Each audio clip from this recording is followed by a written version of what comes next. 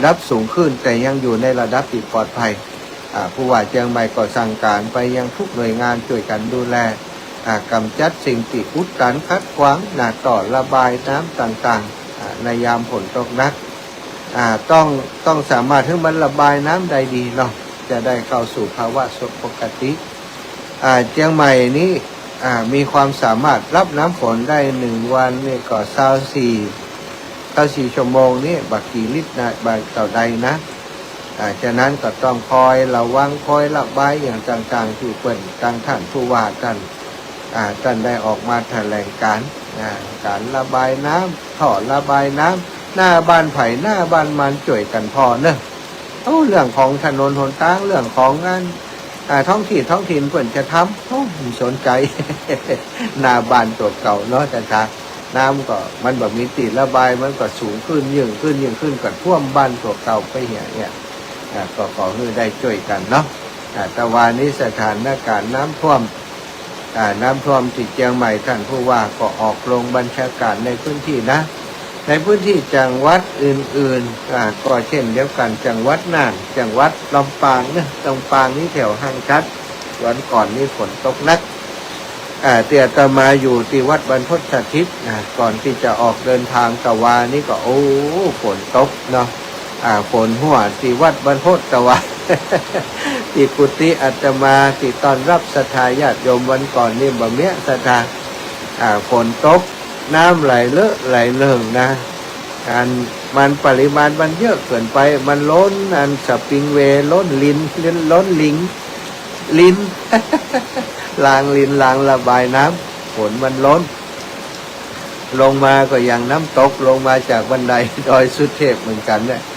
ความจริงก็เตรียมแก้ปัญหาไว้แล้วปีก่อนเจอปัญหาปีนี้ขยายลางลิ้นขึ้นมาเพิ่มแหม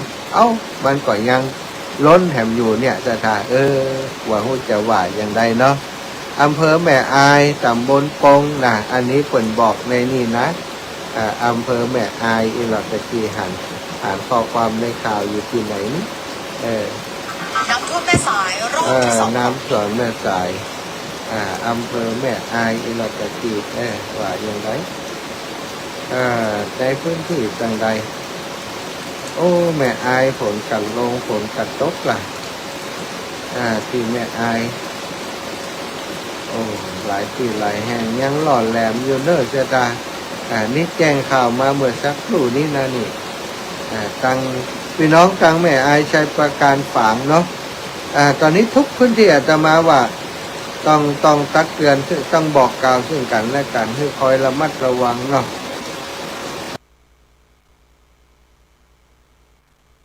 คอยระมัดระวังช่วยเหลือกันบางทีบางแห่งอย่างว่านะเนาะสารพิษมันปนเปื้อนมา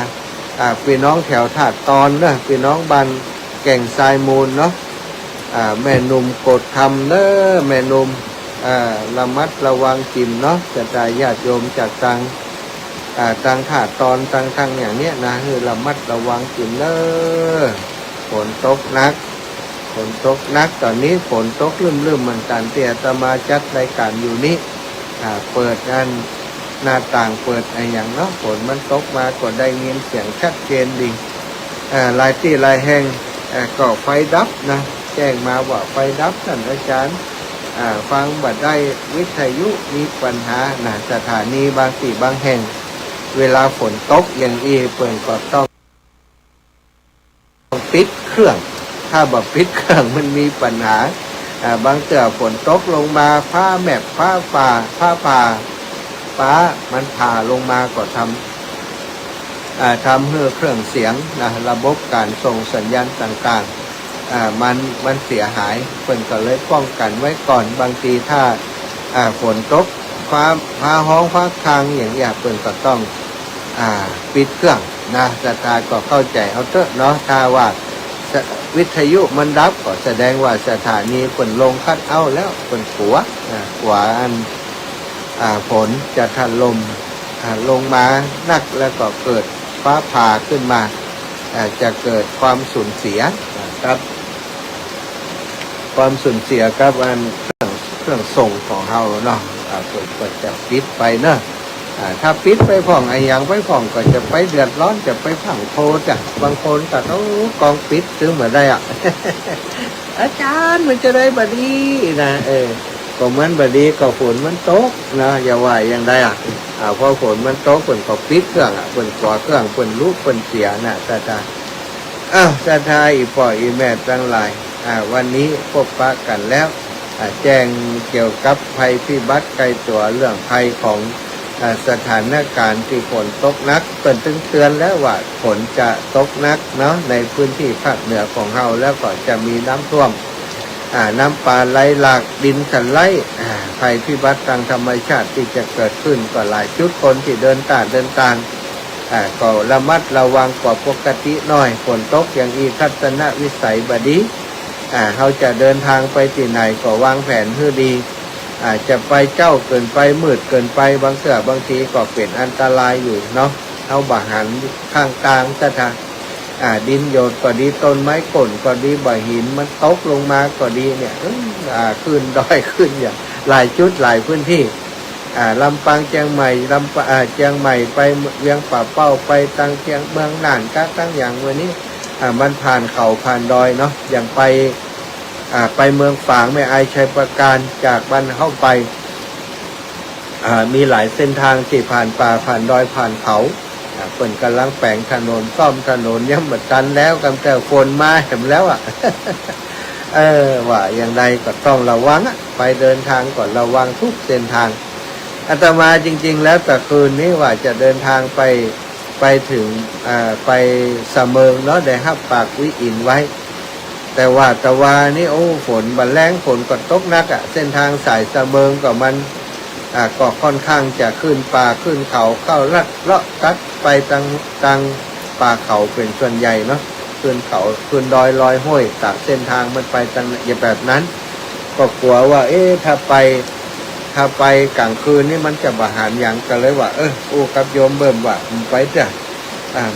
ะโทรบอกเพื่อนจังพูดเอาแล้วก็จะไปตอนเจ้าเอาทีแรกว่าจะไปเจ้าบ่เดียวมาดูว่าฝนตกอย่างอีก็คงจะไปฝ่ายสักหน่อยแล้วจะดังก็อย่างที่บอกว่าถ้าเขาไปฝ่ายนี่มันสว่างมันแจ้งแล้วการเขาจะได้หันเนาะว่าข้างกลางนั้นมันมีบ่อหินร่วงลงมาก่อต้นไม้มันขุดมันก่นลงมาก่อมันจะได้หันถ้าบ่อันแล้วเขาเดินทางไปเขาบ่หันมันเกิดอย่างขึ้นมันก็ยังว่านั้นลำบากเลยเดินทางก็ไปบ่ถึงสักกำนะวันนี้ก็จำเป็นจะไปขวายน้อยเนอะวิอินเนอะอาจจะไป6 โมงป่ายพุ่นนะตะกี้ท่านอาจารย์ใหญ่ก็แจ้งมาว่าช่วงท่านพระครูอภิวัฒนวิกรมก็แจ้งมาว่าช่วงนั้นท่านมหาเข้ารายการช่วง6 โมงกำเนิดเขาผมจะผมจะต้องสวดมนต์ทำวัดกับศรัทธาญาติโยมที่เป็นมาทำวัดวันพระที่วัดปากกลางเจริญเนาะท่านอาจารย์ก็แจ้งมาอย่างนี้ก็ต้องจัดรายการต่อแหม1 ชั่วโมง5 โมงถึง 6 โมง 5 โมงถึง 6 โมงซึ่งปกติท่านอาจารย์พระครูพิวัตรธนวิกรมจะเป็นผู้จัดแต่วันนี้ท่านอาจารย์แจ้งมาว่าบ่สามารถจะเข้ารายการได้เพราะมันเป็นวันพระท่านอาจารย์ก็จะต้องปาศรัทธาญาติโยมเปิ่นมาทำบุญที่วัดเนาะทำหน้าที่ปฏิบัติหน้าที่กันไปก็เป็นยังนะทดแทนช่วยเหลือครูบาอาจารย์ไปศรัทธาถึงเรื่องของธรรมะวันนี้ตอนนี้ก็จะนำธรรมะที่มีในพระสูตรมาผู้จะแบ่งปันกับศรัทธาญาติโยมทั้งหลาย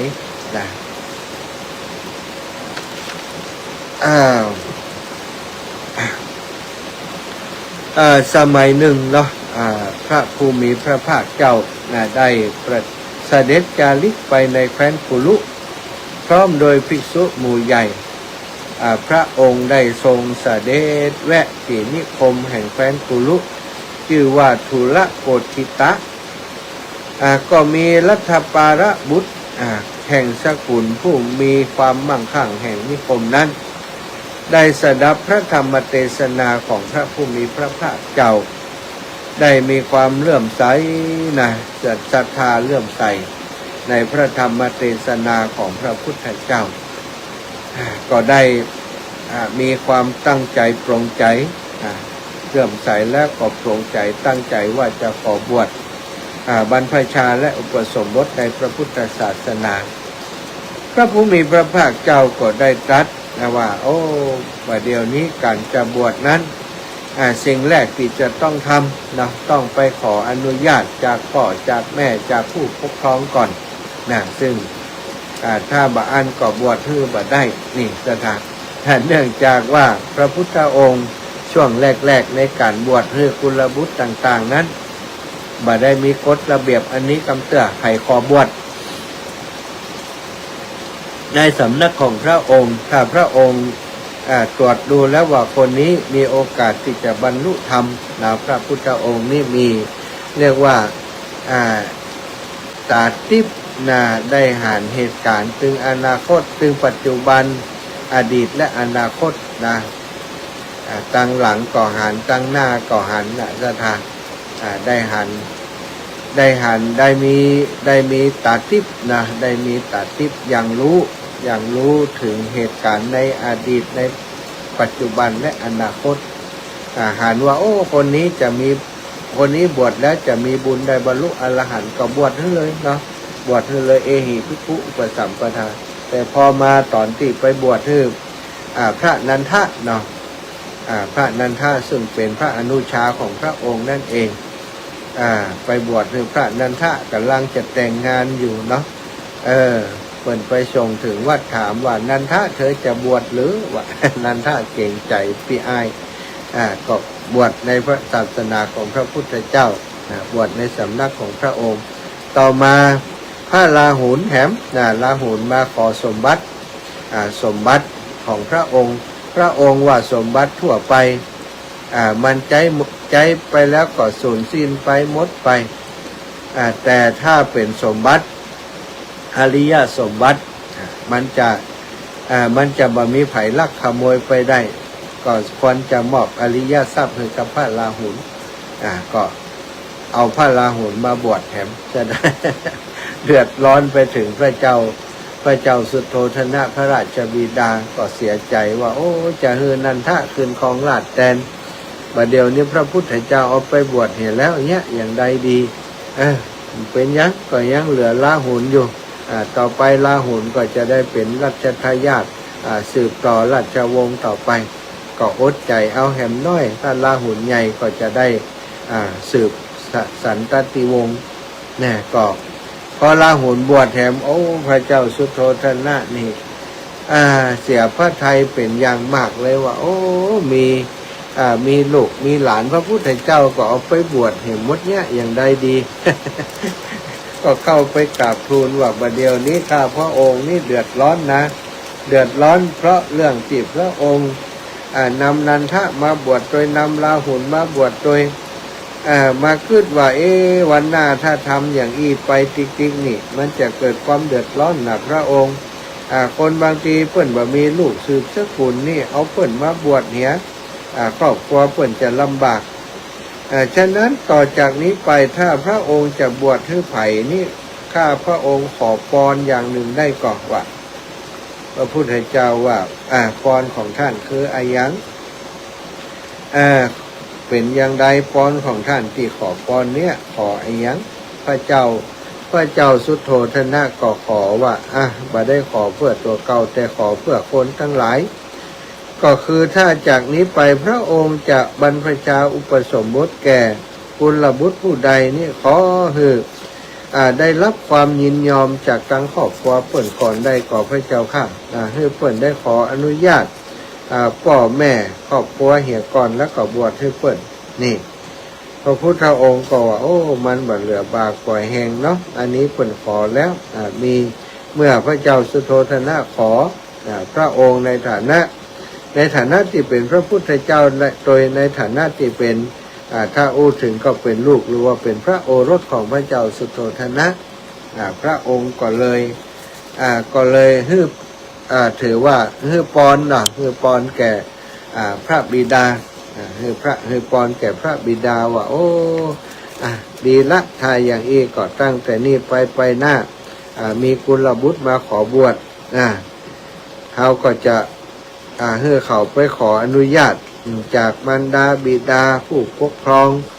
หรือว่าบะมีภัยก่อนลูกเมียซะนะบอกลูกบอกเมียบอกญาติพี่น้องก่อนที่จะมาบวชพระองค์ก็เฮือปอนแก่พระเจ้าสุโธทนะไปในเรื่องนี้ก็จึงเมื่อรัฐบาล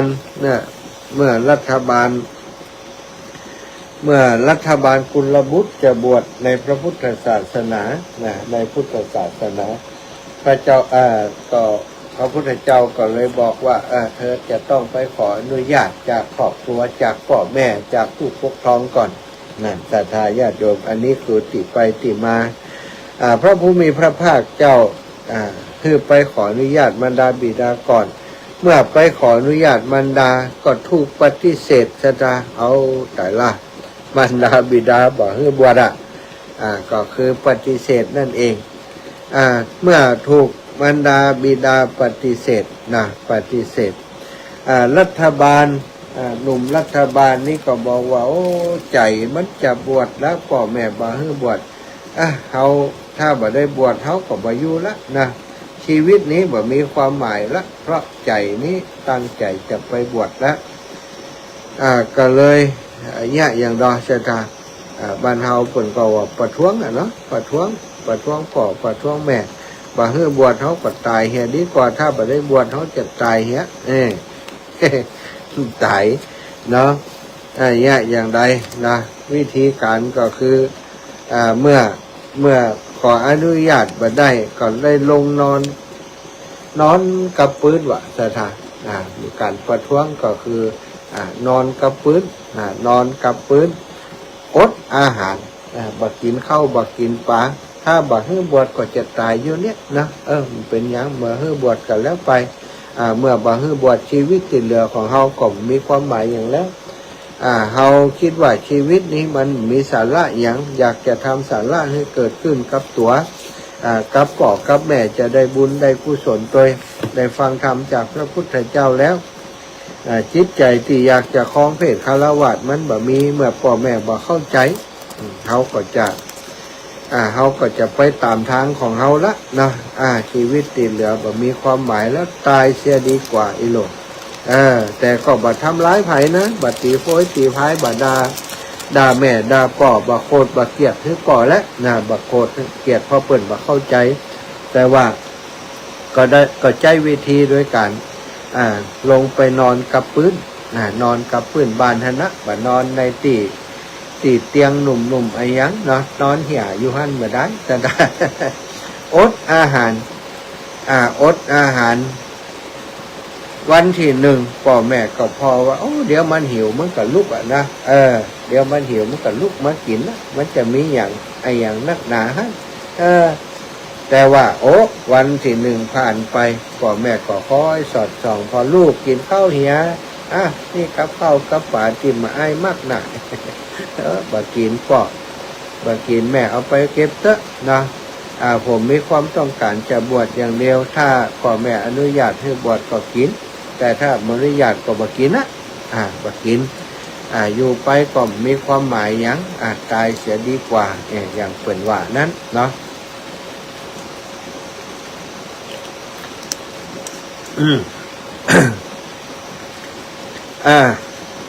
วันที่หนึ่งก็ได้วันที่สองก็ได้เดี๋ยวมันก็หิวมันจะไปอดได้ต่อได้หันอดเอาป่อมันแม่มันเนี่ยนะป่อกับแม่เปิ้นผ่านไปวันที่สองที่สามที่สี่ที่ห้าที่หกสถาตายละลูกสุกผอมมดอยู่ได้อย่างใดเข้าน้ำบ่กินสถา7 วันเป็นเวลา7 วันพ่อแม่พออาการของลูกแล้วถ้าปล่อยนักกว่านี้ต่อไปลูกเฮาตายแน่ถ้าลูกตายเขาก็ไม่ได้หันหน้าหันตาเขาละ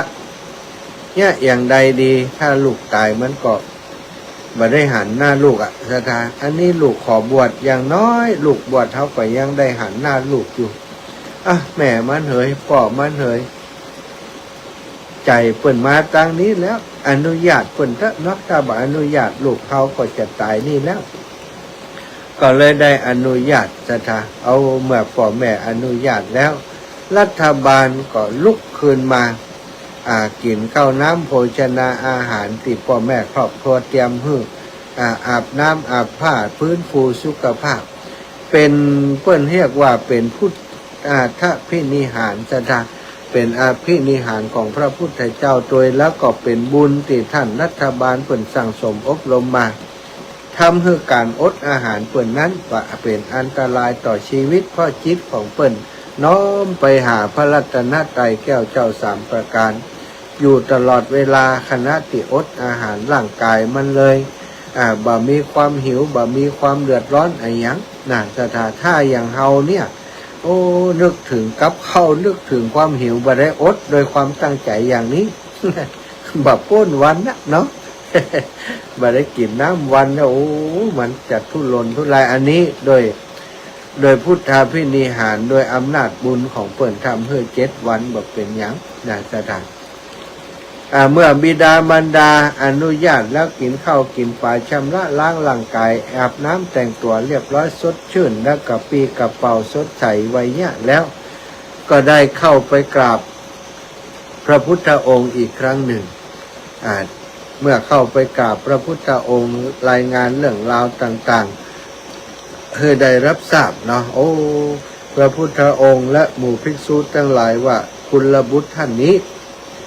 มีความตั้งใจมีความศรัทธามีความเลื่อมใสที่จะบวชจริงจะบวชจริงถึงกับอดอาหารอย่างนี้พระพุทธองค์ก็เลยประทานสาธุการแล้วก็ได้บวชบรรพชาอุปสมบทคือกับรัฐบาลก็ได้เป็นพระรัฐบาล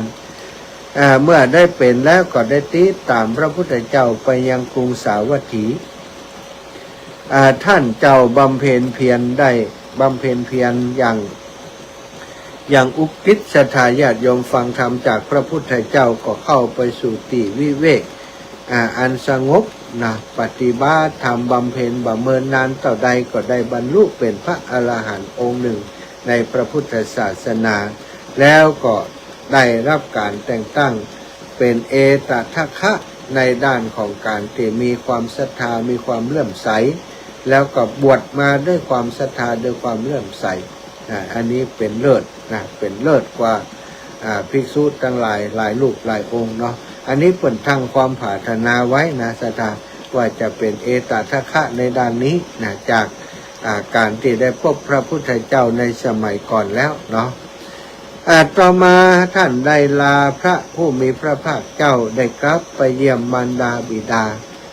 มารดาบิดาของท่านในนิคมเนี่ยกุลุในหมู่บ้านชื่อว่าทุลโกธิตะ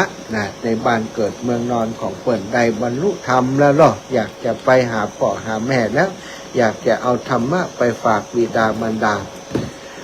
เมื่อไปถึงบ้านก็ถูกขับไล่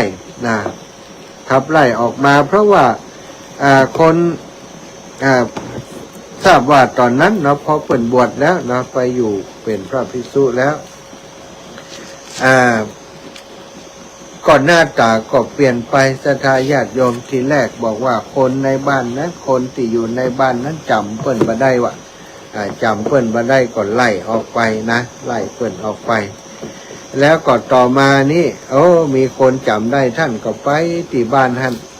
ก็นึกว่าเปิ่นจะนิมนต์แล้วทีนี้ปรากฏว่าถูกมารดาบิดาขับไล่เพราะโกรธยังบ่หายโกรธแต่ว่ายังบ่หายโกรธแต่ว่าที่ครั้งแรกที่ขับไล่ก็คือขับไล่เพราะว่าจำมาได้เพราะไปบวชเป็นทูตเจ้าและหน้าตาก็เปลี่ยนไปอย่างต่างๆอีกกันถูกขับไล่ไปภายหลังนางทาสีพอไปพอมาก็จำได้ก็ไปบอกคือกับมารดาแต่มารดา ที่แรกก็น้อยใจที่ลูกหนีไปบวชนะก็ไปอยากไปอยากอย่างแต่สุดท้ายมาเมื่อลูกตั้งใจไปอย่างนั้นก็มารดาปิดามารดาก็ใจอ่อนเนาะนารดาก็ใจอ่อนปล่อยให้นางทาสีเมื่อนางทาสีไปบอกนะว่าโอ้ลูกเบาของแม่มาท่านรัฐบาลติดบวชเป็นภิกษุนี่มาติดหน้าบ้านท่านเมื่อแจ้งให้มารดาทราบมารดาของรัฐบาลก็เลยบอกโอ้อันนี้เป็นข่าวดีที่เธอนำมาบอกกล่าวกับเฮามารดาก็จึงได้ให้ความเป็นไทยแก่ทาสคนนั้นนางทาสีคนนั้นคือพ้นจากความเป็นทาสมีอิสระต่อตนนี่มีอิสระบ่ต้องมาเป็นข้าทาสรับใช้ต่อไปแล้วแล้วก็บอกแก่บิดาของท่านรัฐบาลเมื่อบิดาได้ฟังก็ออกตีตามพระรัฐบาลไปเมื่อไปพบท่านในระหว่างทางก่อนนิมนต์ให้ไปฉันที่บ้านในวันรุ่งขึ้นเมื่อท่านไปฉันก็ได้เมื่อท่านรัฐบาลไปถึงที่บ้านเอากับข้าวกับปลาที่ลูกชอบนะเอามาถวายอันนี้ลูกมักเนาะนะแกงเฮ็ดทอบแกงแคแลน เอามาถวายพระรัฐบาลของที่เพิ่นชอบแต่ปรากฏว่าเพิ่นก็เลือกกินเฉพาะส่วนที่มันบ่เป็นเนื้อบ่เป็นอย่างเงี้ยกับท่านรัฐบาลเพิ่นเป็นพระอรหันต์แล้วมีความเมตตาเมื่อท่านไปฉันแล้วก็ถูกพ่อแม่เมื่อฉันภัตตาหารเสร็จเรียบร้อยพ่อแม่ก็ได้เอาทรัพย์สินที่มีอยู่มาล่อท่านเพื่อจะให้ท่านได้มีความปรารถนาในทรัพย์สินเหล่านั้นแต่ว่าท่านรัฐบาลก็บ่มีความยินดีในทรัพย์สมบัติเหล่านั้นภรรยาของท่านก็ถามว่าท่านประพฤติพรหมจรรย์เพื่อนางอัปสรที่สวยงามเช่นไรท่านก็ตอบว่าบ่ได้ประพฤติพรหมจรรย์เพื่อนางอัปสรนางฟ้าที่สวยงามแต่อย่างใดหรอกคือภรรยาก็น้อยใจเนาะว่าข้าเจ้านี่บ่งามกะท่านไปบวชเพื่ออยากจะได้นางฟ้าเทพธิดาที่งามกว่านี้กาเอกท่านก็บอกว่าบ่ใจอย่างนั้นนะเมื่อฉันเสร็จแล้วท่านก็ได้กล่าวธรรมภาษิตหรือว่ากล่าวธรรมกถาเพื่อประโยชน์แก่ผู้ฮือตานกล่าวเสร็จแล้วก็ไปพักอยู่ณราชอุทยานชื่อว่ามิคาจีระของพระเจ้าโกรพยสถานณพระราชอุทยานนั้นท่านได้แสดงธรรมแก่พระเจ้าโกรพยพูดตรัสว่าบางคนออกบวชเพราะประกอบด้วยความเสื่อมอันเนื่องมาจากแก่แล้วมีความเจ็บมีความป่วยจึงไปบวชบางคนก็บ่มีทรัพย์เสื่อมจากทรัพย์เลยไปบวชบางคนบ่มีญาติพี่น้องเลยไปบวชทำรวมแล้วมี4อย่างด้วยกันอย่างหนึ่งแก่แล้วไปบวชอย่างที่สองเจ็บไข้ได้ป่วยไปบวชเสื่อมจากทรัพย์บ่มีทรัพย์สินเลยไปบวชบ่มีญาติพี่น้องเลยไปบวช4อย่างพระเจ้าโกรพยว่าอย่างนั้นท่านแล้วก็ตัวท่านนี้ออกบวชเพราะไอ้อย่างกาท่านรัฐบาลท่านก็ร่ำรวยดีครอบครัวก็ร่ำรวยมีทุกอย่างก็ยังหนุ่มแน่นอยู่ญาติพี่น้องก็ฮักท่านก็บ่ได้เจ็บไข้ทำไมบ่ถึงไปบวชพระรัฐบาลก็จึงแสดงธรรมุเทศข้อธรรม4ประการซึ่งพระผู้มีพระภาคเจ้าทรงแสดงไว้ก็คือ 1. โลกอันความแก่นำเข้าไปใกล้บ่ยั่งยืน 2. โลกบ่มีเครื่องต้านทานไม้บ่เป็นใหญ่เฉพาะตน 3. โลกบ่มีเจ้าของจำที่จะต้องละสิ่งทั้งปวงไปข้อที่ 4 โลกพร่องบ่ฮู้จักอิ่มเป็นทาสแห่งตัณหานี่สถานเปิ่นแสดงโดยย่อความแก่นำเข้าไปไกลความบ่ยั่งยืนนี่เปิ่นบอกอย่างนี้สิ่ง4ประการนี้ที่ทำให้เปิ่นบวชเพราะเปิ่นหานว่าความแก่นำเข้าไปไกลความบ่ยั่งยืนก็คือบ่มีอย่างยั่งยืนมันจะแก่จะเสื่อมไปติ๊กๆ โลกนี้บ่มีเครื่องต้านทานนะบ่มีเครื่องอย่างต้านทานบ่ได้เป็นใหญ่เฉพาะตนนะอย่างร่างกายของเฮานี้ศรัทธาญาติโยมบ่ฮื้อมันเจ็บมันเป็นมันป่วยมันหม่วยมันไข้บ่ฮื้อมันแก่มันเฒ่ามันตายมันเป็นไปบ่ได้เป็นใหญ่บ่นี้มีอำนาจสั่งการมันได้แล้วก็โลกนี้ร่างกายนี้บ่มีเจ้าของเฮาบ่ได้เป็นเจ้าของร่างกายนี้ที่ถาวรเดี๋ยวมันแก่มันก็จะต้องละไปทิ้งไปอยู่บ่ยั่งยืนละสิ่งทั้งปวงไปบอกว่าเป็นทรัพย์สมบัติเลือกสวนไร่นาลูกหลาน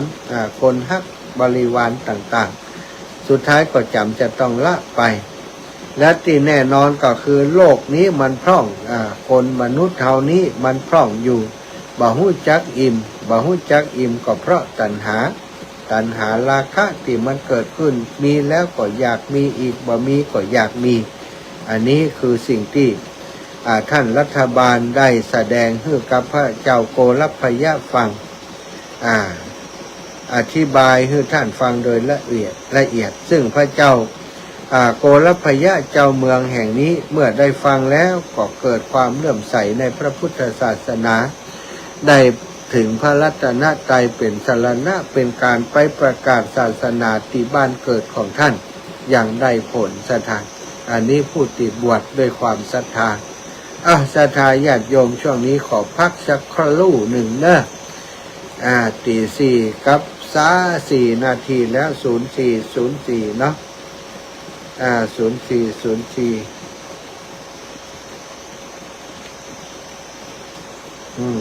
ศรัทธาญาติโยม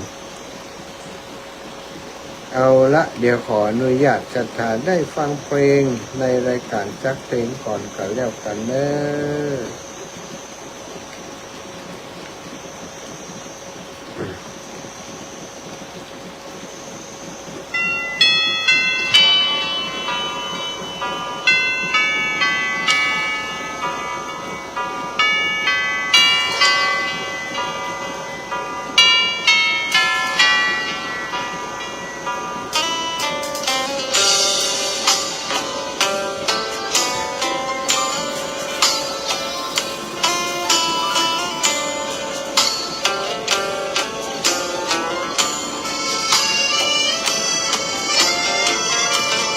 ชวนทุกท่านเข้าวัดเข้าวาฟังธรรมะจากหลวงตาเสริมชีวาให้สุขสดใสยึดมั่นหลักธรรมคำสอนไว้ให้ถึงใจความดีรีบทำกันไว้หญิงชายอย่าได้นายนี้ชวนทุกท่านเข้าวัดเข้าวาทำบุญด้วยจิตศรัทธาบุญพาให้เราสุขีจะทำการใดนำใจในสิ่งดีทำบุญให้ทานวันนี้ไม่มีใครว่าใครชังสมัยก่อนประทับใจปู่ย่าตายายวันพระไม่เคยเบื่อหน่ายจำได้ไม่ลืมสักครั้งเหตุใดวันนี้มีคนเข้าวัดน้อยจังอยากให้ก่อนอีกครั้งฝากความหวังกับคนรุ่นใหม่เชิญชวนทุกท่านเข้าวัดเข้าวารับศีลรับพรหลวงตาเสริมคุณค่าให้กับจิตใจกระทำความดีเรื่องนี้ไม่ต้องอายใครว่างจากการงานเมื่อใดเชิญชวนท่านไปทำบุญ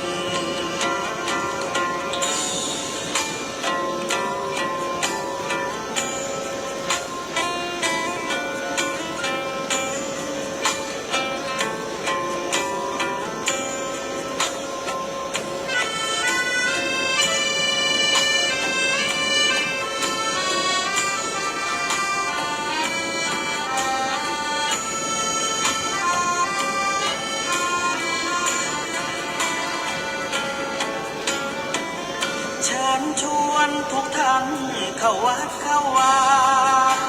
รับศีลรับพรหลวงตาเสริมคุณค่าให้กับจิตใจกระทำความดีเรื่องนี้ไม่ต้องอายใครว่างจากการงานเมื่อใดเชิญชวนท่านไปทำบุญกระทำความดีเรื่องนี้ไม่ต้องอายใครฝากเพลงเชิญชวนหญิงชายอย่าอายเรื่องการทำบุญ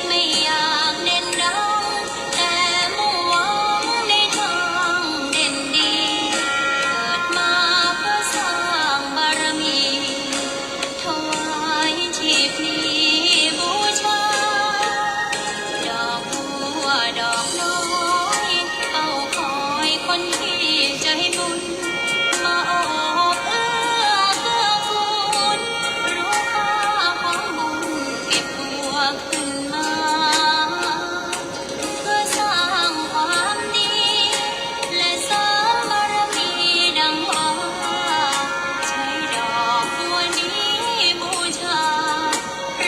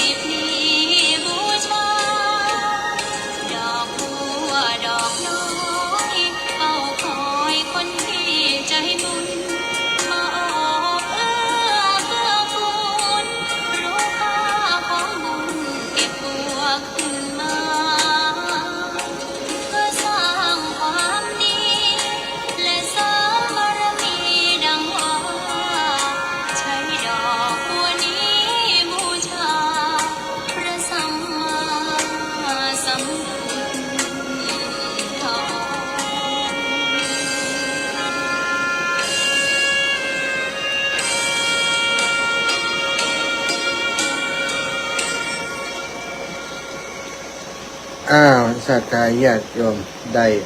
พักผ่อน ได้พักผ่อนจากการศรัทธาได้ฟังเพลง2 เพลงเป็นเพลงธรรมะนะเป็นเพลงธรรมะไป2 เพลงอ้าวชั่วโมงที่2นี้พบปะกันอีกครั้งหนึ่งในชั่วโมงที่2บัดยังบ่ฮื้อโทรจะนะศรัทธา ศรัทธาหลายท่านก็เชื่อท่านอาจารย์นะเมื่อก่อนจะหมดชั่วโมงฮื้อโทรเนาะเพราะว่าช่วงหลังนี้มาคิดว่าถ้าฮื้อโทรศรัทธาส่วนใหญ่ก็คือมันติดลมอีปล่อยอีแม่หมดเวลาชั่วโมงนี้หมดแล้วเนอะเพิ่งโทรมาจะก็โทรมากัน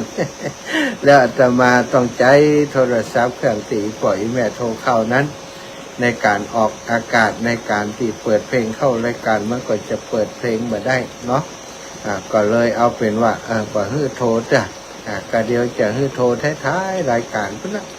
สัก2-3 สายก็พอละบ่ต้องโทรนักพอจะได้ฮื้อฮู้ว่า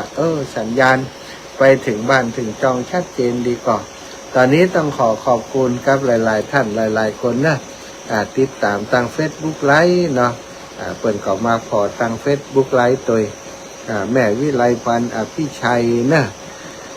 แม่วิไลพันธ์อภิชัยแม่บุญเรืองชัยเงินโอ้อีแม่แต่คือตะว่าวันซืนนะ มาร่วมงานพระป่าวันที่24ได้มีจิตอันเป็นบุญเป็นกุศลมาร่วมพระป่าโดยคณะศรัทธาญาติโยมขึ้นสีขาวของเฮาหลายพื้นที่หลายจังหวัด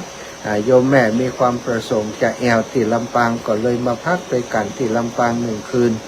แต่ว่านี้ตั้งใจว่าจะไปแม่แอวแต่ว่าอาตมาภาพต้องไปประชุมร่วมกับครูบาอาจารย์ขึ้นสีขาวเนาะที่วัดแม่ห้องไคร้เดี๋ยวก็จะนำเรื่องราวของการประชุมมาแจ้งให้ศรัทธาญาติโยมทราบแล้วก็พอดีว่ามาประชุมมาได้ดูแลโยมแม่ก็เลยมอบหมายให้ญาติโยมที่อยู่ที่ลำปางโยมน้องพันนิตาโยมน้องสุขนาที่เปิ่นฮู้ที่ท่องเที่ยวของลำปางว่าได้ปลาอีแม่เขาพี่น้องจากบ้านต้นพึ่งบ้านม่อนปินบ้านเปียงกอกที่ไปด้วยกันกับขบวนกับรถของโยมแม่ไปปลาเปิ่นไปแอวหลายๆที่บ้านเป็นที่ท่องเที่ยวของจังหวัดลำปางเนาะละอ่อนเขากับป้าเปิ่นไปแอวก็คงจะมีความประทับใจในสถานที่ท่องเที่ยวและการดูแลจากละอ่อนเขาเป็นอย่างดีเนาะก็ขอบคุณคนป้าแอวตัวขอบคุณโยมแม่ทั้งหลายขอบตัวเนอะแม่บุญเรืองชัยเงินขอบคุณโยมแม่มากๆตั้งแต่นี้ไปมียังก็บอกกล่าวกันดูแลซึ่งกันและกันต่อไปเนาะโยมแม่นี้เป็นสายบุญของขึ้นสีขาวของเขาที่มีความมั่นคงไปไหนก็ไปแอวด้วยกันเป็นประจำเพื่อนมาได้โทรเนี่ยหลายคนก็ว่าไม่ได้ยินชื่อเพื่อนโทรสักเดือนนะอันนี้เพื่อนคอยโทรคนถิ่มโทรนี่มีนักนะครับเนาะ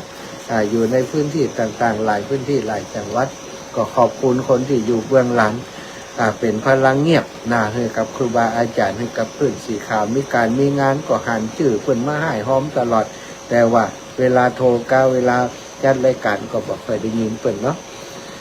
ต่อไปก็มีแม่ทองสุขใจวางปีน้องบันกวยก็ขอบคุณอีแม่เนอวันนั้นก็วันที่24ก็มาตานพระป่าด้วยกันถวายปัจจัยเฉพาะโครงการนี้หลายรอบแล้ว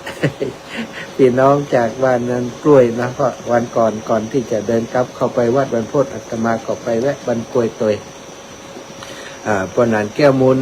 บ้านแม่เฟืองก็ไปกันครูบาอาจารย์พระสงฆ์องค์สังฆเจ้าบ้านห้วยไร่ใกล้ๆกันท่านบ้านซักบ้านปงบ้านกล้วยบ้านเอื้อมบ้านตุ่มบ้านหนองล่องหลายที่เนอะจะตาไปกันบ้านแม่โขงด้วยแม่พิษสมัยศรีเทพทำลงกราบไหว้สาพระอาจารย์วิทยุชัดเจนดีเจ้าสัตว์เนอร์ว่ะโยมน้องสมจิตก็บอกว่าฝนตกนักเจ้าทุกปีแม่อุ้ยน้องแฮกเกอร์ก็กราบสัตว์ทุมาทักทายมาแม่เรือนทองจันชมพูก็กราบสัตว์ทุไวจ่ามาโยมปีพิมมาลาสัตว์ทุเจ้ามาเนอะแม่ครูเกษณีชัยเทพอนุโมทนาสาธุขอบคุณแม่ครูเนอะติไปแอวหากัน ไปร่วมบุญร่วมกุศลในโครงการธรรมยาตราเพื่อการศึกษาไปกัน1กันรถตู้นะขอบคุณโยมแม่ครูเป็นอย่างยิ่งโยมแม่ศิรินทิพย์บุญเลิศนะก็เข้ามาน้อมกราบไหว้สาเจ้าสาธุเจ้าสาธุเจ้าวันนี้อยู่ที่ไหนบอกว่าเนอแม่ศิรินทิพย์จะอยู่กรุงเทพหรือว่าปิกมาบ้านเฮาแล้วก็บอกว่าเนาะศรัทธาถือโอกาสตรงนี้ได้ขอบคุณกับศรัทธาสาธุชนคนดีทุกคนทุกท่านที่ได้ไปร่วมในงานตาลพระป่าสามัคคีช่วยเหลือการศึกษาโรงเรียนขนาดเล็กในโครงการธรรมยาตราเพื่อการศึกษาซึ่งอาตมาภาพได้สมทานธุดงควัตรได้ปฏิบัติธรรมเดินธุดงเป็นเวลา3 เดือนตั้งแต่วันที่19 เดือนกุมภาพันธ์ไปในพื้นที่จังหวัดลำปางออกจากลำปางไปทางงาวเข้าทางพะเยาไปทางอำเภอพานไปอำเภอพานอำเภอเมืองเนาะเชียงหายไปถึงแยกแม่สวยแถวแม่ลาวแถวแม่สวยจากนั้นก็ได้ปิกย้อนมาที่ทางพะเยาออกทางเส้นแม่ต่ำไปทางดอกคำใต้ดอกคำใต้อำเภอจุนอำเภอปงอำเภอเชียงคำอำเภอเชียงม่วนหลายเชียง ออกไปทางบ้านหลวงน่านราชดาอำเภอเมืองตะวังผาสันติสุขทุ่งช้างพุ่นไปจนถึงทิศชายแดนห้วยโขนพุ่นราชดาออกไปทางปุ่นผ่านหลายหมู่บ้านหลายอำเภอทางเมืองน่านก็อยู่ในพื้นที่เมืองน่านอยู่เกือบจะเดือนเหมือนกันเนาะสถานจากนั้นมีภาระธุระที่จะต้องเดินทางกลับมาที่ลำปางที่เชียงใหม่ก็ได้เดินทางมาเป็นระยะแล้วปิกไปเดินต่อเนาะได้ไปกราบพระธาตุประจำปีเกิดของตัวเก่าปีกระต่ายพระธาตุแช่แห้งที่เมืองน่านตั้งแต่น้อยถึงใหญ่บัดได้ไปกราบของจริงกำเตือสดาวันเดียวอายุ60 ปีได้ไปกราบพระธาตุประจำปีเกิดจริงๆที่เมืองน่านในการเดินธุดงค์ครั้งนี้ไปกราบหาครูบาอาจารย์วัดโป่งคำเจ้าคณะอำเภอสันติสุขสี่จัดรายการโดยการกับหมู่เฮานี่ก็ได้ไปช่วยเปิดเรื่องเพดานวันที่31วันที่31ที่จะถึงนี้จะไปตาลผ้าป่าช่วยเหลือการทำผ้าเพดานให้กับท่านอาจารย์พระครูสุจินนันทกิจวันที่31จะเดินทางไปเมืองน่านออกไปเจ้าเนาะก็ไปถึงปุ้นก็คงจะตาลผ้าป่าแล้วก็ไปตาลผ้าป่าประมาณ9 โมง 10 โมงแล้วก็แต่ก็จะไปถึงปุ้นเนาะออกสักตี 4นี่นะจะไปถึงคงประมาณนั้นหรือว่าเจ้ากว่านั้นก็ไม่แน่ใจว่ารถตู้จะไปถึงกี่โมงเพราะออกจากตัวเมืองไปสันติสุขก็เป็นระยะแฮมไก่อะละอยู่เนาะก็จะไปตาลพระป่าให้เพื่อนหลวงพ่อเพื่อนสร้างศาลาพอเพียงเนาะศาลาปฏิบัติธรรมเศรษฐกิจพอเพียงขึ้นศาลาหลังใหญ่สถาบันจุคนได้เป็นปันพุ่นเนาะตอนนี้เพิ่นกำลังใส่ฝ้าเพดานเนื่องจากว่ามีคนให้หอมไม้มาเป็นโครงสร้างแล้วก็มีเพิ่นก็เลยไปขอเอาไม้มาไม้เป็นไม้ซักทองที่เพิ่นได้รัดได้รีดเรียบร้อยแล้วพร้อมที่จะขึ้นติดตั้งตกอยู่แผ่น100 บาทอาตมาก็เลยว่าโอ้ดีหลวงพ่อถ้าแผ่นขนาดนี้มีศรัทธาญาติโยมเพิ่นช่วยกันได้ก็เป็นสะพานบุญให้กับหลวงพ่อก็มีคนให้หอมผ่านมาตั้งอาตมาเกือบจะ6-7 ปันเหมือนกันก็เลยว่าลวดจะเอาไปตาลในวันที่31แล้วปาศรัทธาไปแอวไปชมเส้นทางที่อาตมาภาพได้เดินธุดงค์ผ่านไปตัวเนาะเดินธุดงค์ไปในพื้นที่ต่างๆก็จะปาศรัทธาไปแอวไปพอว่ามันเป็นยังไง จะไปแอวเข้าไปทางไปใต้เมืองแปะนี่นะไปทางเมืองแปะไปถึงเมืองน่านวนเมืองน่านแล้วก็จะซดออกมาทางจังหวัดพะเยาเพื่อนศรัทธาจะปาออกทางพะเยาก็ซดเข้างาวก็เข้าลำปางอีกเส้นทางหนึ่งติดไปทางเมืองน่านได้ ศรัทธาเพื่อนจะได้หันได้แอวว่าโอ้เส้นทางมาแอวเมืองน่านเป็นอย่างไรพ่องเนาะอันนี้ก็จะไปเมืองน่านในวันที่31นะเมืองน่าน31ไปตานพระป่าที่วัดโป่งคำเนอะอำเภอสันติสุขพี่น้องกลางเมืองน่านนะไปแอวหาการพุ่นกันได้เนอะวันที่31นัดกันประมาณ9 โมง10 โมง10 โมงก็ได้วันที่31ที่วัดโป่งคำเมืองอำเภอสันติสุขเมืองน่านเนาะเขาไปตานพระป่าด้วยกันไปช่วยหลวงพ่อเพื่อสร้างศาลาเพื่อประโยชน์ทางการปฏิบัติธรรมแล้วก็การประชุมสัมมนาในโครงการเศรษฐกิจพอเพียงที่หลวงพ่อเพื่อนช่วยเกี่ยวกับการเกษตรของในพื้นที่อำเภอเพื่อนเนาะมีการเกษตรอินทรีย์ที่บ่มีสารเคมีต่างๆโครงการหลวงก็ไปตั้งในพื้นที่วัดของหลวงพ่อเนาะแสดงว่าผลงานหรือว่าการทำงานของหลวงพ่อนั้นเป็นประโยชน์แก่ประชาชนจริงๆแก่ชาวบ้านแก่พุทธศาสนิกชนจริงๆหลวงพ่อเพิ่นมีอุดมคติในการทำงานว่าถ้าตราบใดที่ชาวบ้านหิวนี้นะเขาก็จะต้องหิวร่วมกับเจ้าบ้านตราบใดที่เจ้าบ้านอิ่มเขาถึงจะกินได้หลวงพ่อเพิ่นก็เลยได้ช่วยเหลือด้านอาชีพของเจ้าบ้านเนาะเป็นผู้นำทางด้านนี้คอยซัพพอร์ตคอยดูแลเจ้าบ้านที่ทำการเกษตรอยู่ในพื้นที่เพื่อมีชีวิตความเป็นอยู่ที่ดีทำการเกษตรแบบมีความสุขก็คือการเกษตรแบบพอเพียงแล้วก็เป็นประโยชน์ต่อตนตัวโยมแม่ชิลินทิพย์ว่าอยู่กรุงเทพเจ้าอาจารย์นะตะกี้แซวไปในรายการว่าอีแม่อยู่ที่ไหนเมืองเชียงใหม่กับกรุงเทพเนาะเปิดมีบ้าน2 ที่อยู่กับลูกหลานที่กรุงเทพด้วยบ้านแท้ๆเปิดก็อยู่เชียงใหม่เท่านี้ละศรัทธา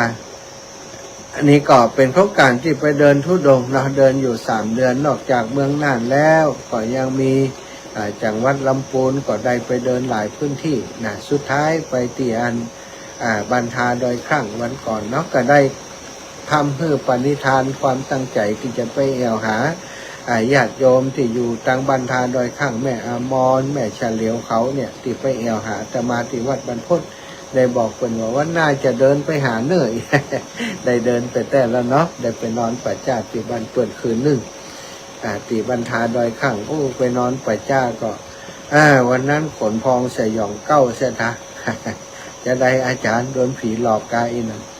ผีแต่บ่หลอกสถาแมงเม่าหลอกวันนั้นนะเอาเปิดไฟอยู่ในรถมันเป็นสีทองสถาพอเปิดไฟแสงสว่างอยู่ตั้งในรถปรากฏว่ารถนี่มันเปล่งรัศมีเหมือนกับโคมไฟขนาดใหญ่ หล่อแมงเม่าที่วันนั้นออกตามมันในป่าจ้าในสถาฝนตกใหม่ๆแมงเม่าเข้ามาปอดโตมันเข้ามาตั้งหลุมก็เข้าตั้งบนก็ไตตะยุ่มจนกรดอัตมาภาพติดแขวนอยู่มันเพี้ยนหยิ่งอย่าง เหมือนกับคนมายู่มาเขย่ามาแล้วหันแมงเป็นดีคนฟองสยองเก้าบันยั่วสถาถ้าแมงตัวน้อยๆนี่มันนักนี่มันน่ากลัวเหมือนกันนะสถาน่ากลัวมันน่าขนคิงลูกนะบ่ใช่ว่ากลัวแบบผีสางหรอกกลัวเหมือนคือมันเข้ามาในมุ้งในอย่างสลัดขนอยู่ตรงนั้นนอนตายอยู่ตรงนั้นนั่งทับนอนทับมันแมงมดก็จะขึ้นมาอีกก็เลยปิดไฟพอปิดไฟก็มืดก็มองไม่เห็น จัดรายการมาได้ก็แจ้งไปทางสถานีหาคนจัดรายการแทนท่านสมณเณรลักษณ์ปัญโยนั้นก็จัดรายการแทนวันนั้นเลยบ่ได้จัดรายการที่บรรทาด้วยข้างสกรรมเนาะพี่น้องบรรทาด้วยข้างว่าอาจารย์มาออกรายการสกรรมแต่คืนบ่ได้ถึงบ้านข้าเจ้าสกรรมเลยล่ะบรรทาดอยข้างวันนี้นะสถาที่บรรทาดอยข้างเพิ่นจะมีการบวชสามเณร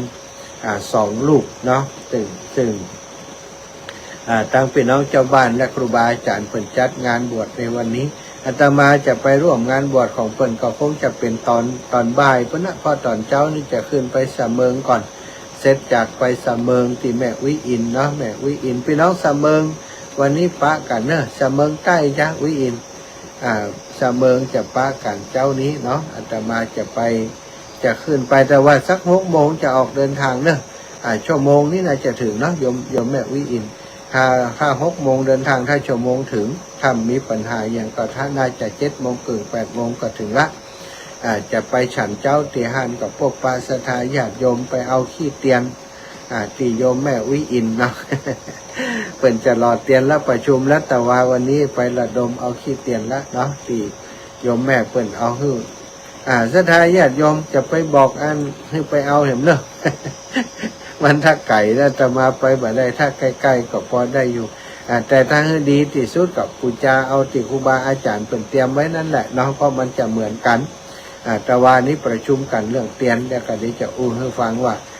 ทำไมจะต้องเป็นแบบนั้นทำไมจะต้องเป็นแบบนี้เนาะมันจะมีเตียนที่เปิ่นเอาหล่อนี่มันเป็นเตียนแหมยางอีวะสถานถ้าหล่อแล้วมันจะออกมางามมันจะแข็งแต่ถ้าเป็นเตียนขี้ผึ้งเตียนอย่างของเขาที่ผสมกันเนี่ยมันบอกค่อยแข็งมันจะอ่อนมันจะใดเนาะเดี๋ยวก่อนอู้กันอันนี้ก็ไปวันนี้จะไปเสมิงหลังจากจัดรายการแล้ว6 โมงออกรายการแล้วจะเดินทางเนาะแต่ตอนนี้ยังจัดรายการอยู่จนไปถึง6 โมงว่านะชะตา จากลำพูนก็มาพื้นที่ของเชียงใหม่หลายพื้นที่สถานเชียงใหม่นี้เที่ยวนี้ตั้งใจไปสันทรายเนาะดอยสะเก็ดนี่ยังไม่ได้ไปเด้อดอยสะเก็ดสันกำแพงแม่ออนนี่บัดได้ไปแต่ไปสันทรายได้เดินไปทางไปสันทรายเข้าเนื้อพี่พื้นที่ไปทางแม่โจ้บุญนะจะทางออกทางแม่โจ้แล้วก็ไปทางพร้าวไปอำเภอพร้าวแม่บุญไรเขาปอน้อยปอนานปอนน้อยปันเนาะปอนน้อยปันที่เมืองเปาสถาญาติโยมหลายคนหลายท่านที่เมืองเปาปอนน้อยรัฐเนอะรู้จักกันพี่น้องต่างเมืองเปาก็ต้อนรับขับสู่ดูแลอาตมาดีมากมีโอกาสจะได้ไปแอวหาเอาของฝากลำปางไปแอวหาคนพี่น้องต่างเมืองเปาอีกสักครั้งหนึ่งขอขอบคุณศรัทธาทุกคนทุกท่านเป็นอย่างสูงนะติดต้อนรับขับสู่ดูแลติดเปาจากเป้าก็ตีเข้าเวียงป่าเป้าปีเข้าเวียงป่าเป้าเส้นทางจากอำเภอพร้าวมาออกทะลุออกเวียงป่าเป้าโดยสถานก็ได้รับการดูแลจากศรัทธาญาติโยมตลอดเส้นทางจากเป้ามาถึงเวียงป่าเป้ามาอยู่เวียงป่าเป้าก็ได้นอนหลายปัจจ้านอนหลายพื้นที่เนอะปัจจ้าบันกู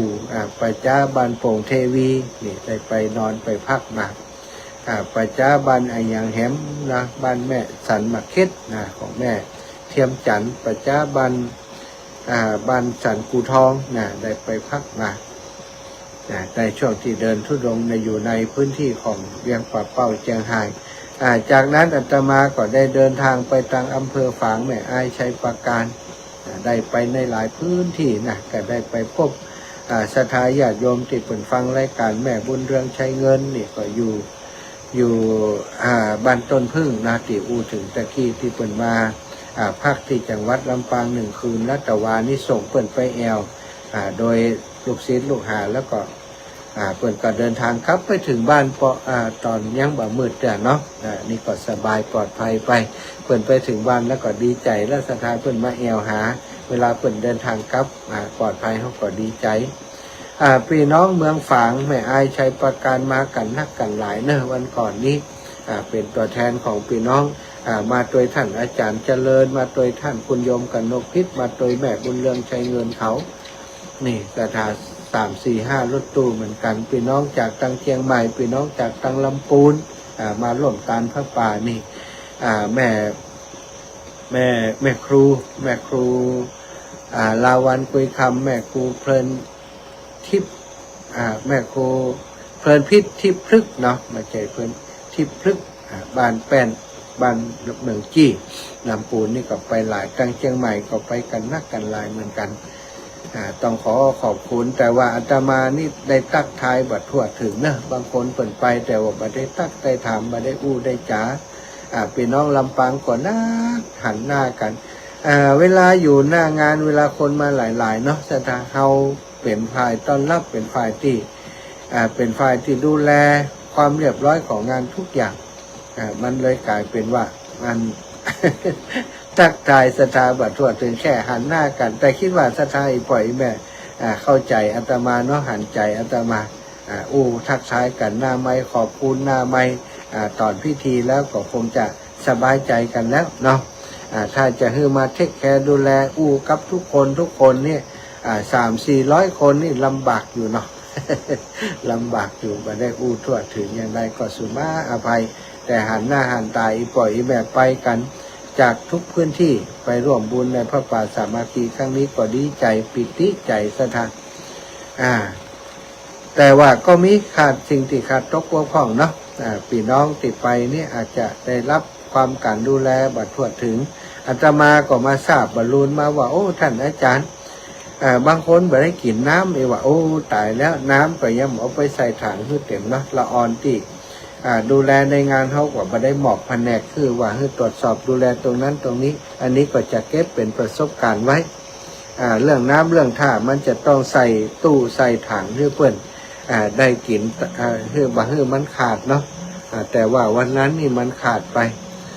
ก็เลยทำเพื่อเปิดมาได้กินน้ำมันไม่ได้กินน้ำบางพวกไม่ได้กินน้ำมาหุ้มบอลลูนนี่บ่ม่วนใจความจริงน้ำบางทีเอาก่อไว้หลายชุดสถาเปิดอาจจะไปพอในชุดที่มันมีเนาะไม่ได้กินน้ำขอสุมาอภัยเลยเป็นความผิดของอาตมาสำหรับโทรศัพท์เดี๋ยวจะเปิดรับสายตอนนั้นตอนตี 4:45เนอะโยมแม่ตีกำลังโทรเข้ามาดีอยู่รอกำเนาะเดี๋ยวตอนตี 4:45แม่ก็โทรเนอะตอนนี้ขออนุญาตมาเปิดจ้ะถ้าเขาฮับสายอีแม่เดี๋ยวแหมคนก็จะโทรมาซ้อนจากอีแม่เนาะรบกวนแป๊บหนึ่งขออนุญาตแป๊บหนึ่งขอบคุณกับน้ำจิตน้ำใจที่ศรัทธาญาติโยม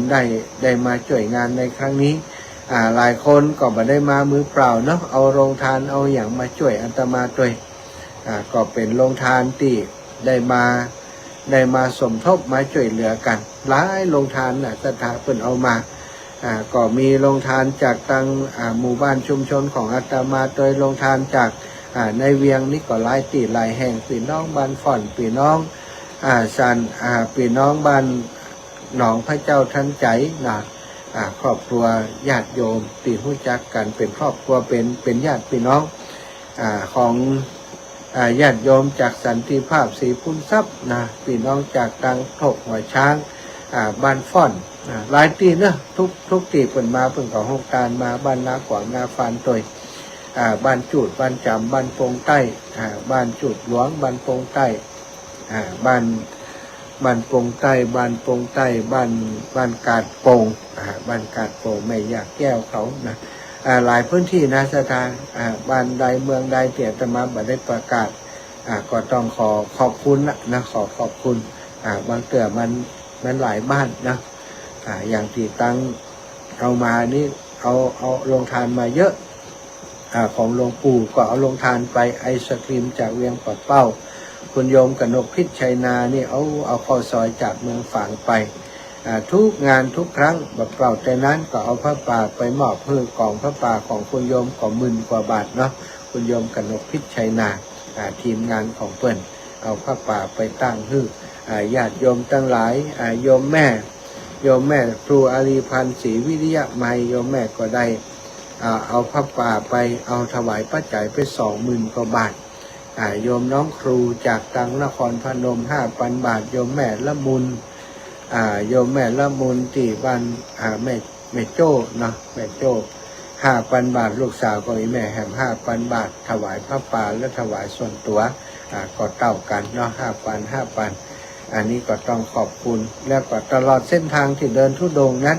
ศรัทธาญาติโยมหายฮ้อมาตลอดเอาไปรวมกันตอดพระป่าในวันก่อนนั้นได้เงินทั้งหมดนะศรัทธาเฉพาะในงานนี้ได้ 63,000ที่นับเป็นต้นที่ในงาน 63,000แต่อยู่ในบัญชีส่วนหนึ่งที่โรงเรียนเปิ่นยังบ่ได้เอาบัญชีไปทำการปรับกำเตือส่วนหนึ่งยังอันนี้ก็ยังบอกว่าต่อใดน่าประมาณสัก 20,000 นะ20,000ที่โอนเข้าบัญชีโรงเรียนไปแล้วก็มีที่อาตมาได้นำไปสมทบกับโรงเรียนเมื่อช่วงเมษาที่งานคืนสู่เหย้าก็เป็นปัจจัยส่วนหนึ่งที่โยมแม่ญาติโยมเปิ่นหอมระหว่างทางและก็ที่โยมแม่ ศรัทธาญาติโยมบ้านนางแลเนาะนำโดยแม่บัวลอยสายเขียว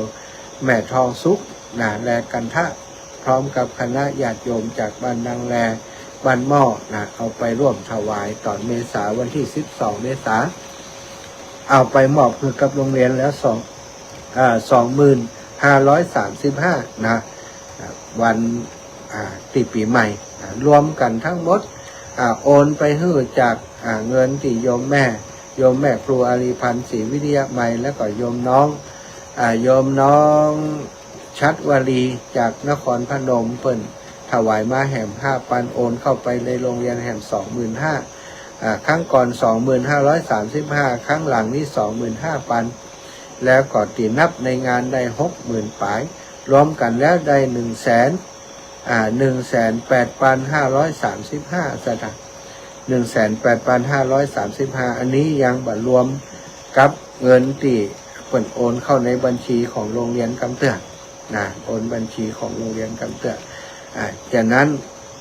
เดี๋ยวถ้าอัปเดตบัญชีติเปิ่นโอนเข้าไปแล้วเขาเอาบัญชีไปปรับใดต่อใดเขาจะแจ้งคือทราบอีกทีหนึ่งเนาะ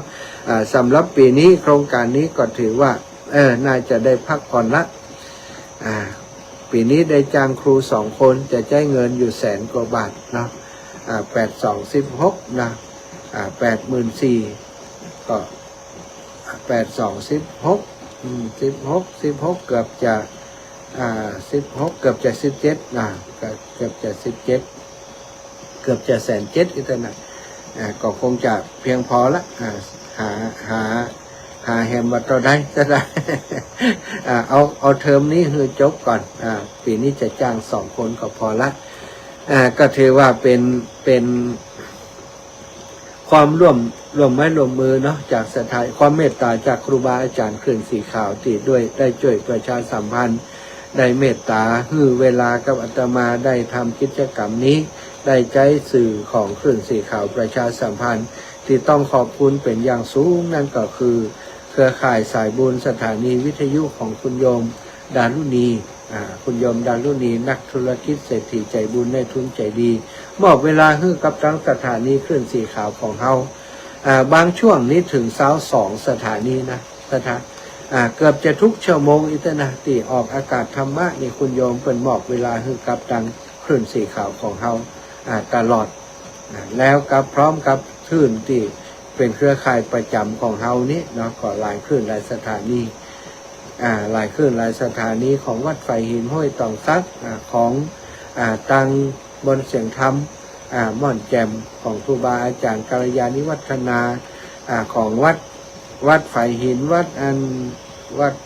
พระพุทธบาทอุดมของอำเภอฝางที่เป็นแล้วก็วิทยาลัยสงฆ์นครลำปางนี้เป็นสถานีที่วิทยุในเครือข่ายที่ทำงานร่วมกันก็คือบางครั้งนี่เราก็รับสัญญาณจากเปิ้นแต่ส่วนใหญ่เปิ้นจะรับสัญญาณจากคลื่นสีขาวของเขาไปออกอากาศทางสถานีของเปิ้นเนาะเมื่อแดนเพนติมวางตื่นแล้ว เข้ามารับชมเหมือนกันขอบคุณได้โยมแม่เนอะก็ทำให้ อาตมาได้ประชาสัมพันธ์ได้โครงการศรัทธาญาติโยมได้ติดตามได้หู้ข่าวได้ฟังที่อาตมาอนุโมทนาบุญไปก็ไล่เข้าได้รับรู้รับทราบเนาะ ในกองบุญของกุศลต่างๆร่วมกันนี่ก็ต้องขอบคุณนะขอบคุณนักขอบคุณบ่อยๆขอบคุณหลายๆเพราะว่าทุกอย่างทุกประการที่มันสำเร็จบ่ใจอาตมาภาพคนเดียวถ้าสถาเดินคนเดียวแต่มีไผ่หอมสักบาทบ่มีสถานีประกาศประชาสัมพันธ์บ่มีหายหู้ข่าวสารมันก็คงสำเร็จบ่ได้ถ้าทำคนเดียวบ่มีครูบาอาจารย์อุปถัมภ์ค้ำจูดูแลคอยซัพพอร์ตอยู่ตั้งหลังมันก็สำเร็จบ่ได้สถานเพราะฉะนั้นคนหนึ่งจะมีความสำเร็จนี้โดยบ่อาศัยไผ่เลยนั่นเป็นไปบ่ได้เนาะแม้กระทั่งการปฏิบัติธรรมในพุทธศาสนาก็ต้องมีกัลยาณมิตรการทำบุญในพุทธศาสนาทุกโครงการต้องมีกัลยาณมิตรกัลยาณธรรมมีญาติธรรมมีสะพานบุญมีสายบุญต่างๆคอยร่วมโดยช่วยกันคอยช่วยเหลือลำพังตัวเฮาคนเดียวจะไปคิดว่าเก่งทำอะไรอย่างก็ได้บ่เปลี่ยนไปบ่ได้ต้องอาศัยซึ่งกันและกันเนาะอาตมาได้อาศัยผลบุญศรัทธาญาติโยม ปึ่งบุญครูบาอาจารย์ทำงานเพื่อพระศาสนาทำงานเพื่อสงเคราะห์อนุเคราะห์เนาะชุมชนบ้านเกิดสงเคราะห์ช่วยเหลือโรงเรียนถึงแม้ว่าจะเป็นชุมชนบ้านเกิดสถานอาจจะเป็นค่อนข้างจะเป็นเรื่องส่วนตัวแต่ว่าบุญกุศลนั้นมันเป็นเรื่องที่เป็นส่วนรวมศรัทธาทำบุญมาก็ได้บุญได้ประโยชน์เท่าช่วยเหลือโรงเรียนขนาดเล็กโรงเรียนหนึ่งก็เหมือนช่วยเหลือโรงเรียนทุกโรงเรียนที่มีอยู่ในสารระบบต่างคนต่างจะเอื้อเฟื้อช่วยเหลือดูแลซึ่งกันและกันสังคมจึงจะอยู่ได้เนาะศรัทธาอีป่อยอีแม่ทั้งหลายเรื่องราวของพระป่าก็จบลงไปละเนาะธรรมยตราเพื่อการศึกษาต่อไปต่อคงจะเป็นเรื่องอื่นกันต่อไปนะเรื่องต่อไปจากนี้ก็จะเป็นเรื่องของโครงการหล่อเตียนตะวานี้ประชุมกันที่วัดแม่ห้องไคร้เนาะศรัทธาประชุมกันเรียบร้อยก็ได้ญัตติได้มติอย่างต่างๆกันไปเป็นที่เรียบร้อยแล้วเนาะเรื่องของการที่จะหล่อเตียนวันที่จะหล่อเตียนวันที่21เดือนมิถุนา21เดือนมิถุนาก็คือเดือนหน้าเนาะจากนี้ไปก็เหลือเวลาแหมจากนี้ไปก็เหลือเวลาแหมบ่ถึง20วัน20กว่าวันศรัทธา24-25วันนะเหลือเวลาน้อยแล้วเนาะตอนนี้สิ่งที่มีมติกันออกมาก็คือปีนี้เราจะหล่อเตียนวันที่21เดือนมิถุนาเวลาเริ่มต้นตั้งแต่9 นาฬิกาเป็นต้นไปตอนนี้ก็จะประกาศเหมือนกับทุกปีคือศรัทธาญาติโยมได้ร่วมบุญเป็นเจ้าภาพเป็นเจ้าภาพแผ่นเตียนที่จะปูจาเอามาเป็นวัสดุในการหล่อเตียนในปีนี้ก็เหมือนเดิมเนาะความจริงราคาเตียนมันก็บ่อยู่ราคาขี้เตียนมันแพงขึ้นแต่ว่าเขาก็เพิ่มราคาตามขี้เตียนที่แพงขึ้นมาได้มันจะบ่สะดวกกับศรัทธาก็เลยว่าเอาเหมือนเดิมก็คือปีที่แล้วแผ่นเตียนคุบ1แผ่น1ประมาณบอกอันถ้วยก้นแก้วเนี่ยเนาะก้นแก้วกาแฟเนี่ยก็จะเป็นประมาณคุบ1แผ่น1มาอันนี้เป็นเตียน12ราศีแผ่นเตียน12ราศีจะตกอยู่ที่ราคา20 บาทนะ20 บาทก็เท่ากับว่าศรัทธาอีป่อยอีแม่จะเป็นเจ้าภาพแผ่นหนึ่งก็20นะแต่ว่าจะเอาครบครอบครัวเนี่ยนะ12ราศีจะเอาครบครอบครัวครบถึงปีถึงน้องถึงลูกทั้งหลานมี10คนก็ใจอยู่10แผ่นก็เท่ากับว่า101เขาก็ได้5แผ่นละ10คนก็ได้อยู่10คนก็ได้10แผ่น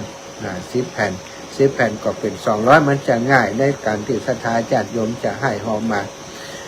วันนี้อาตมาแจ้งให้ทราบก่อนแต่ว่ายังบ่จดชื่อจะนะบอกเอาจดก็ได้ถ้าศรัทธาหอมมานี่ก็จะเริ่มจดวันนี้ก็ได้เนาะไผ่จะหอมแผ่นเตียนมามีคนหอมมาก่อนแล้วแม่ย่าเล็กปวารีอินสุวรรณหอมมา500 บาท500 บาทนี่ได้กี่แผ่นย่าเล็ก500 บาทก็ได้50แผ่นนะ50แผ่นแผ่นละ20มันก็จะละ250นะ2แผ่นละ100ได้5แผ่น25 25 25แผ่นโลไม่ยากเลย25แผ่น คิดเลขจ้า คนอื่นๆก็ทยอยกันหอมมาได้ละเนาะเพราะเวลามันน้อยก็จะคอยถ้าออกรายการก็จะฮับไปเรื่อยๆตั้งลำปางก็ฮับที่อาตมาจะเป็นคนฮับคือสำหรับการโอนเงินนั้นเนาะคือโอนเงินไปที่บัญชีของตู้ลุงแดงตู้แดงเจ้าอาวาสวัดแม่ห้องไคร้ที่เขาจะไปหล่อตะกี้บอกวันที่หล่อเตียนคือวันที่21มิถุนาแล้วก็วัดแม่ห้องไคร้ตำบลบ้านโป่งอำเภอดอยสะเก็ดจังหวัดเชียงใหม่หล่อเตียนในวันที่21สิ่งที่เขาจะให้หอมได้1เตียนเนอะศรัทธาเทียนแผ่นเตียน แผ่นละ20เอากี่แผ่นก็ได้แจ้งชื่อเสียงเรื่องนามเอากี่แผ่นถ้าจะบอก ปีเกิดมาก็ได้ถ้าบอกบัดเดี๋ยวนี้อู้กันว่าเอาเป็น12ราศีในแผ่นเดียวนั่นเลยบัดต้องมาเลือกว่าแผ่นใดเป็น ปีกุลปีนั้นอีกนะศรัทธาเท่ากับว่ามันอยู่ในแผ่นเดียวกันหมดมันจะสะดวก ในการที่เวลาจำหน่ายเวลาที่เขียนเนาะ เวลาที่เขียนมันจะสะดวกดีก็เลยว่าศรัทธาไผจะให้หอมอย่างไรก็ต้องบอกว่าปีอย่างก็ได้เพราะมันอยู่ในหันหมดนะมันเขียนมันจะอันอีแม่ปีกุลเนอะปีนั่นปีนี้เนี่ยมันจะโจดจ้านะอีแม่เอากี่แผ่นอีกก็แล้วกันเพราะในแผ่นเตียนมันมีครบหมด1แผ่นเตียนแผ่นละซาวแล้วก็2นะอันนี้เป็นชุดเนอะสำหรับวันนั้นวันที่10 21ที่เฮาตานเตียนนี่จะมีการอันที่มีการรอเตียนเขาจะมีการตานเตียนโดยสถานตานเตียนซาวเล่มเล่มซาวเล่มก็เตียนอยู่ซาวเล่มนี้จะมีการถวายอย่างอีกก็คือ1ถวายเตียน1เล่มชุด1นะถวายเตียน1เล่มแล้วก็โคมไฟที่เป็นโซล่าเซลล์1กล่อง1ชุดแล้วก็ปัจจัยถวายตานออก1ซองเตียนนี้เล่มละ500 บาทเท่ากันเตียนเล่ม500 บาทโคมไฟโซล่าเซลล์ก็500แล้วก็อันสำหรับตานออก 1,500 บาทมี10สำหรับเตียนซาวเล่มโคมไฟโซล่าเซลล์ซาวอันซาวกล่องแล้วก็สำหรับตานออก1ซองก็ซาวซองเนาะสถานใครจะเป็นเจ้าภาพอย่างอีแม่จะเป็นเจ้าภาพเตียนตานออก1เล่มก็หอมมา500 บาทอีแม่จะเอา2อย่างก็หอมมา 1,000ตึงเตียนตึงอันโซล่าแล้วก็อีแม่จะเอา2แหมนั่นก็จะเป็นแหม1,500เนาะรวมแล้วก็เป็น 2,500ถ้าอีแม่เอาอย่างเดียวเนอะเอาเตียนอย่างเดียวก็เตียนอย่างเดียวก็500นะโคมไฟอย่างเดียวก็โซล่าเซลล์ก็500แล้วก็อันปัจจัยตานออกก็1,500 บาททั้งหมดนี้คือโอนเข้าบัญชีพระครูปฏิพันธ์ไม่ใช่ปฏิพันธ์ตุ้ลุงแดงถ้าตุ้ลุงฟังรายการอยู่เดี๋ยวตุ้ลุงโทรหาผมกำวันก่อนบ่ฮื้อเลขที่บัญชีในที่ประชุมสกรรมหรือว่าฮื้อแล้วอาตมาบ่หันก็บ่ฮู้เนาะ แต่ถ้าอันนี้ก็คือเรื่องราวของการรอเตียนรายละเอียดอย่างอื่นเดี๋ยวก็ค่อยบอกกันไปเรื่อยๆเนอะนี่ก็คือเอาวันรอเตียนเอาสถานที่รอเตียนแล้วก็เอาปัจจัยที่จะตานในวันนั้นแจ้งให้ศรัทธาญาติโยมทราบส่วนไผจะในวันนั้นไผจะเอาลงตานไปก็แจ้งที่ตุ้ลุงแดงถ้าลำปางก็แจ้งที่อาตมาที่จะไปด้วยกันเนาะตอนนี้ลำปางเตรียมรถไว้ประมาณเกือบจะ10 ตู้แล้วนะสถานที่นัดหมายกันว่าจะมาหล่อเตียนที่แม่ห้องไคจะป้าแอวที่ห้วยห้องไคเตอเนอะแล้วศรัทธาไปมาเวลาก็ล่วงเลยมาเป็นปี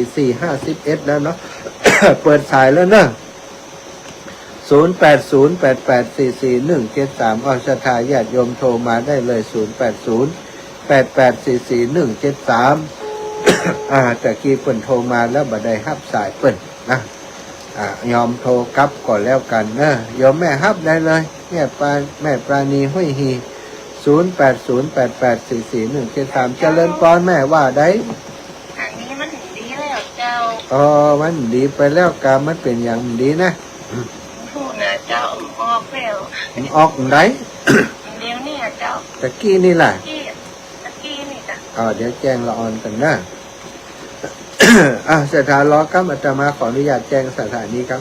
แม่เดี๋ยวก่อนเนอะฟังโทรมาจ้ะแจ้งสถานีลำปางครับขออนุญาตแป๊บหนึ่งแจ้งสถานีลำปางครับ น้องนัด สถานีลำปางรับถ้าจะเกี่ยวกับไฟฟ้าเนาะระบบไฟฟ้าต่างๆระบบไฟฟ้าระบบตื่นหรือยังหัวหมูกระทะน้องนัดนะน้องนัดปกติโทรไปลูกก็จะรับสายนะขออนุญาตกำลำปางเพราะว่าช่วงที่เปิ่นโทรเข้ามาบางเทื่อเปิ่นอยากจะให้หอมเนาะแต่เป็นอย่างเดียวก็จะแจ้งช่วงที่5-6 โมงแห่งกำนะน้องนัดรับสายหน่อย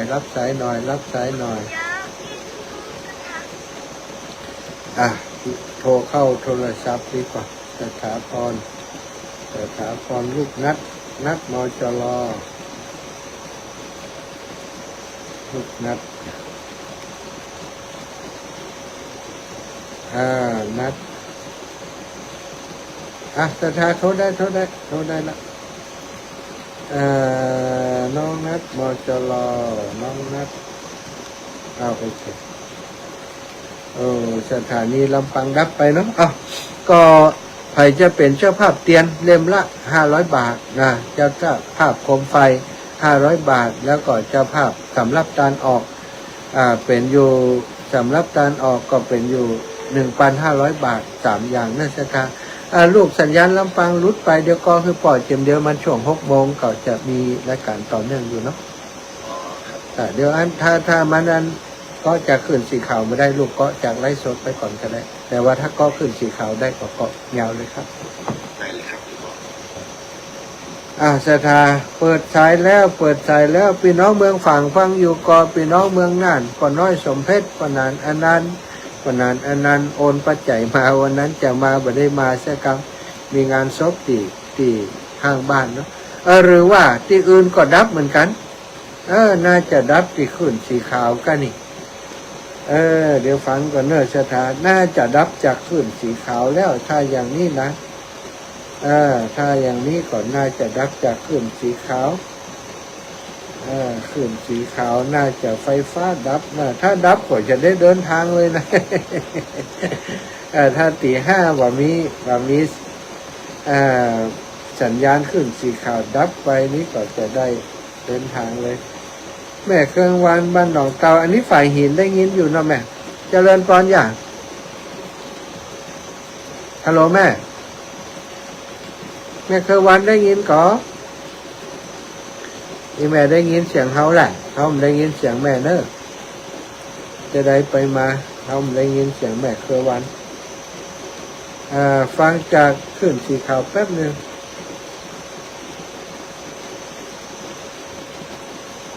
เป็นยังไงขึ้นอันนี้ก็ได้ยินนะ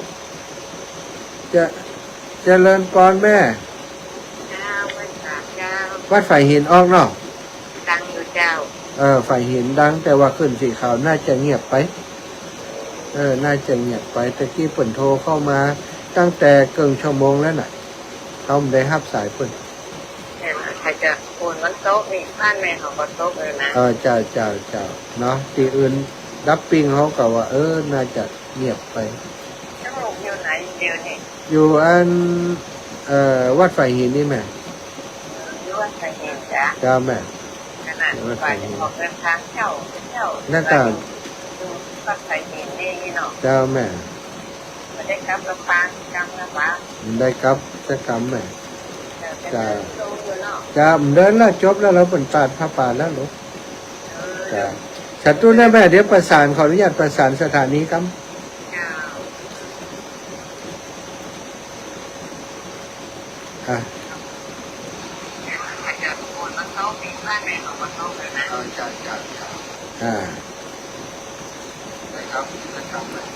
สักตู้ครับเดินแล้วจบแล้วเราเป็นตัดผ้าป่าแล้วสถานีขอพ่อของขึ้นสีขาวตั้งเนี่ยตะกี้นี้ของงานของ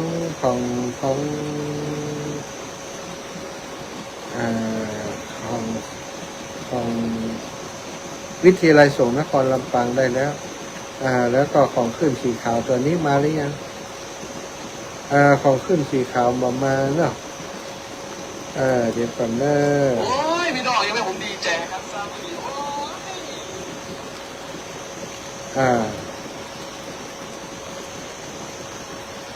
ขออนุญาตติดต่อท่านอาจารย์ครับ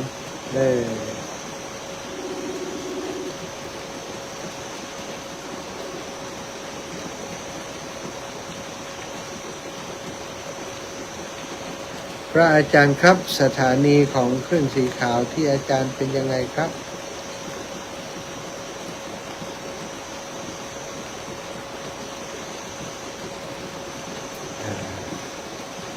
ตอนนี้สัญญาณจากทางปากทางเจริญขอสัญญาณจากสถาญาติโยมนะตอนนี้เวลาใกล้จะหมดแล้วเนาะลารายการส่วนที่เปิ้นฟังได้ก่อนเนาะที่เปิ้นฟังบ่ได้ก็เป็นยังก็ขอบคุณสถาติดตามรับฟังรายการจะมาขอโทษขออภัยที่ สัญญาณมันลุดไปแล้วก็บ่ได้หุ้งข่าวว่ามันลุด ศรัทธาโทรมาขอบคุณแม่ปราณีจากลำปางติอุตสาห์โทรมา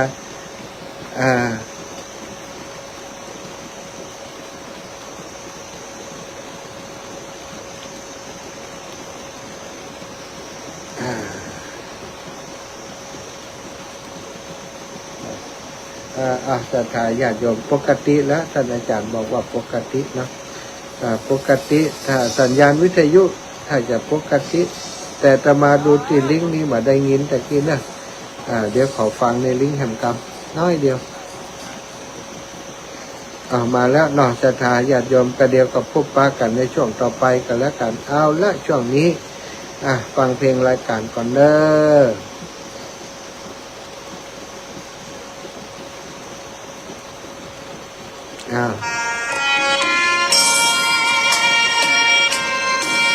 เวลาหมดเวลาก็ขอนำรายการจากลาศรัทธาไปด้วยเวลาเพียงเท่านี้เด้อขอความสุขสวัสดีจงมีแก่ศรัทธาสาธุชนคนดีทุกคนทุกท่าน